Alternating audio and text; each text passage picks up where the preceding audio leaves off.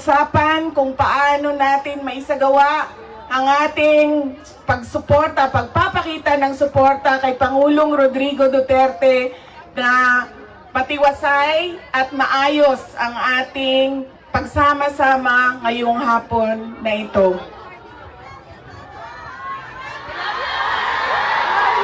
Duterte! Duterte! Duterte! Duterte! Duterte! Kanina nung naglalakad ako papunta dito sa park, meron akong mga nakasalubong na mga galing Germany. At tinanong ko sila kung gaano katagal ang biyahe mo, ma'am, papunta dito. Sabi niya 9 hours daw. At 9 hours din daw siyang babiyahe pauwi.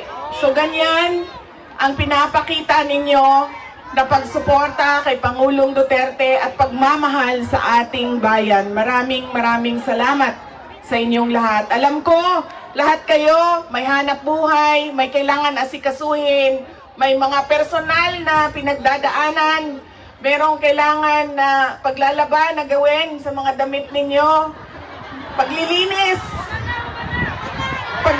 ng bahay, pagbayad ng utang,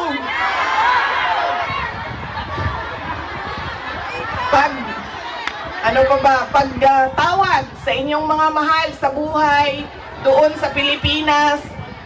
Ay nandito kayo ngayong hapon na ito at ibinigay ninyo ang oras ninyo at panahon ninyo para mapag-usapan natin ang estado ng ating mahal na bayang Pilipinas. Maraming salamat po sa inyo.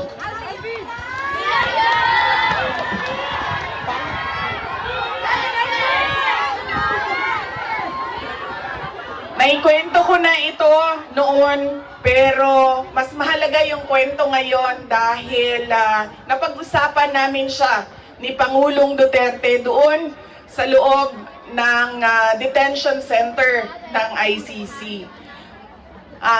Noong ako ay bata pa, lagi sinasabi ng hindi niya yung generation ng tatay ko, 1940s, 1950s, 1960s, hindi sila yung mga magulang na tulad ngayon sa atin na ini-explain natin sa ating mga anak kung bakit natin ginagawa ang mga bagay-bagay. Lagi dapat may explanation. Sa kanilang henerasyon ay diretso ka lang pagsasabihan or pagalitan. Ganun yung generation nila. Nung ako ay lumalaki, lagi niya sinasabi sa akin, hindi ka tao sa paningin ko kung hindi ka doktor o abogado. Lagi niya yan paulit-ulit habang ako ay lumalaki. Lagi niya yan sinasabi, pag hindi ka natapos ng pag-aaral mo, magiging abo ka dyan sa gilid ng daan. You always emphasize that you mean nothing to the world if you do not finish your education. That was his,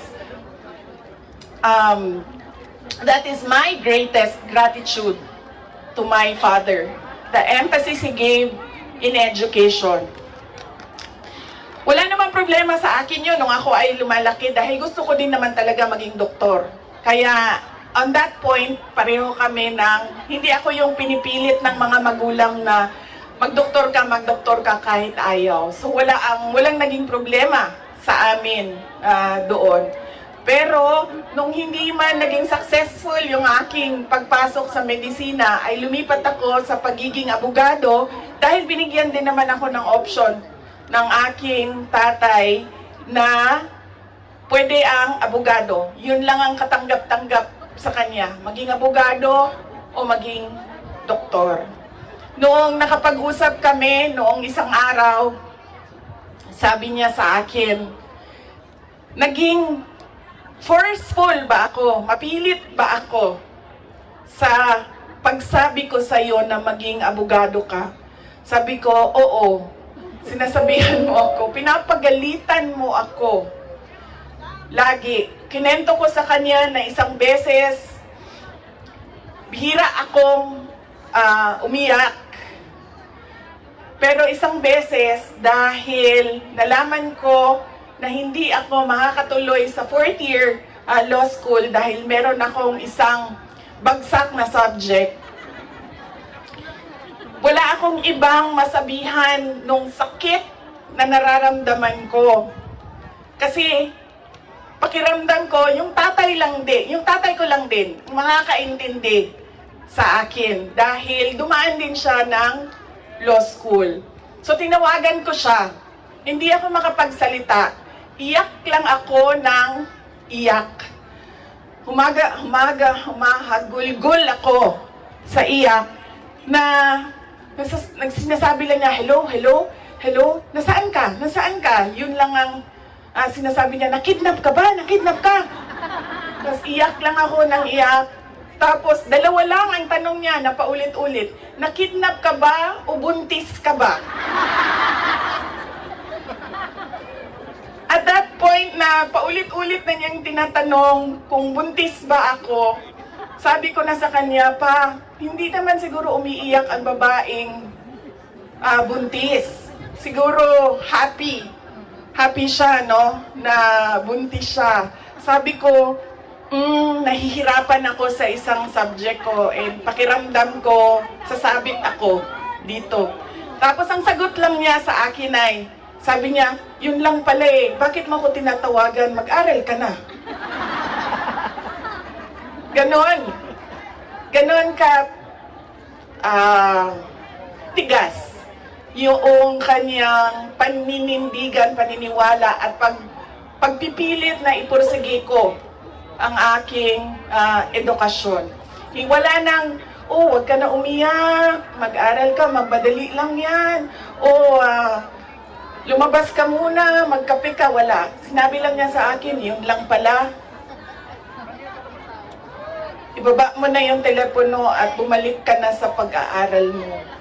Kaya noong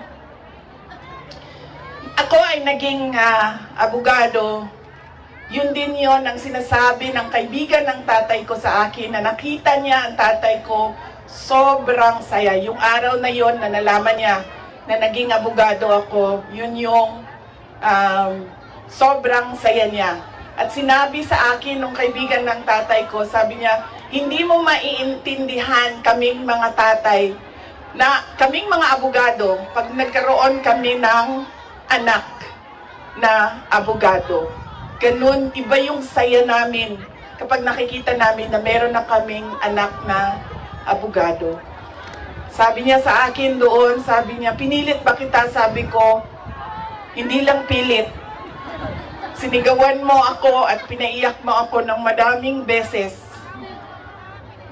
dahil sa edukasyon at sa pag-aaral. At sabi niya, di buti na lang dahil meron akong abogado ngayon na anak na inutos-utusan ko dyan. Kausapin niyang mga huwes dyan. At ngumiti siya. He smiled.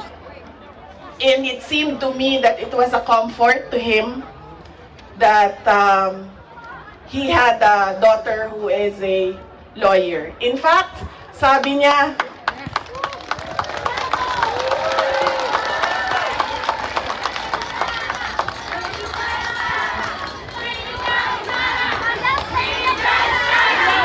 Inday Sara Duterte! Inday Sara Duterte! Inday Sara Duterte! sabi niya, lagi, pag pumapasok ako doon at nagkakaroon kami ng oras na makapag-usap, sinasabi niya, kailan ka ba uwi ng Pilipinas? Anong date ka uuwi ng Pilipinas? Anong ginagawa mo dito? Bakit hindi ka pa umuwi sa Pilipinas? Sinasabi ko sa kanya, inaayos ko lang yung sistema dito at pagkatapos inaantay ko yung mga kapatid ko na pumunta dito. At sinabi niya, ito din, may patama din or diretso din, bullseye din sa edukasyon. Sabi niya, sabihan mo si Paulo na okay lang ako. At huwag siyang pumunta dito hanggang hindi matapos ang eleksyon at maging congressman siya ng 1st District ng Davao City. At sabi niya, sabihin mo kay Baste, hindi siya pwedeng pumunta dito hanggang hindi matapos at ma-elect siyang Vice Mayor ng Davao City. Ito ang pinakamatindi dahil pinagtatawanan namin siya sa group chat namin. Kaming magkakapatid 4, meron kaming group chat. Dahil ang sinabi niya kay Veronica, sabi niya, sabihin mo kay Kitty, hindi siya pwedeng bumisita dito hanggang hindi siya abogado.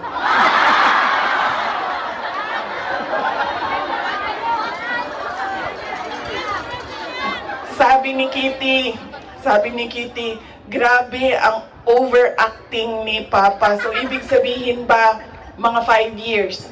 She has 5 years until she becomes a lawyer. Na meron pa akong 5 taon na bago ako makabisita. Ganon siya kahit na nandun siya sa loob, ang kanyang iniisip, unang-una, yung mga kapatid ko na kailangan magtrabaho para sa syudad ng Davao, yung kapatid ko na kailangan mag-aral. Yun pa rin ang iniisip niya. At kapag tinanong mo siya, pa, ano ba ang kailangan mo dito sa loob? Ang sinasabi lang niya, alam mo yon, mga bagay na shaving cream, Coke Zero,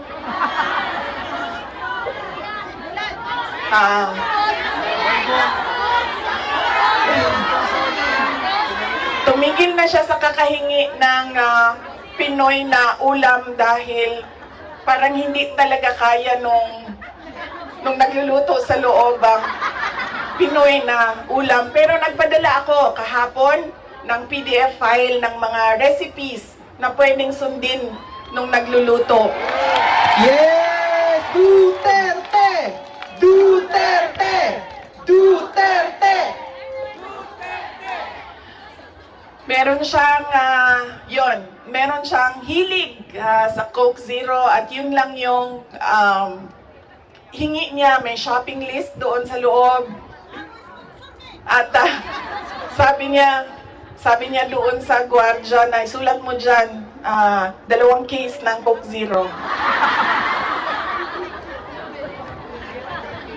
Kahapon, bago ako umalis, tinuruan ako ng gwardiya. Sabi niya, pwede ka naman bumili dyan sa vendo, tapos iiwan mo para sa kanya. So sabi ko, Papa, anong gusto mo dito? Sabi niya, Coke Zero lang.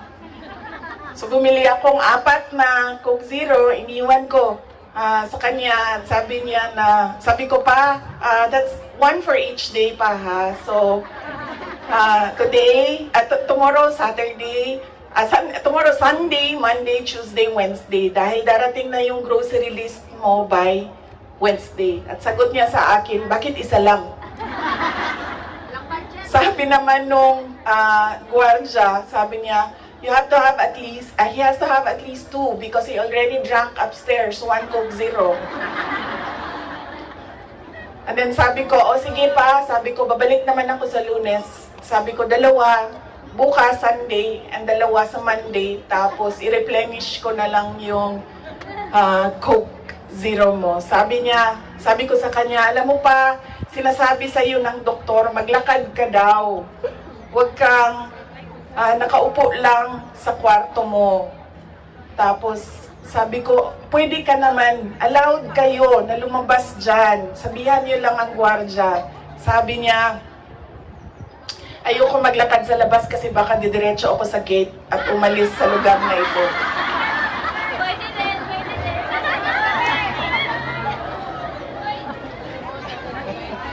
Nagkakaroon na rin siya ng mga kaibigan, yung mga tao doon sa loob ay nagiging kaibigan na niya. At hindi ko lang alam, baka paglabas niya marunong na mag-Dutch. Pero karamihan nung kasama niya sa loob ay French speaking. So,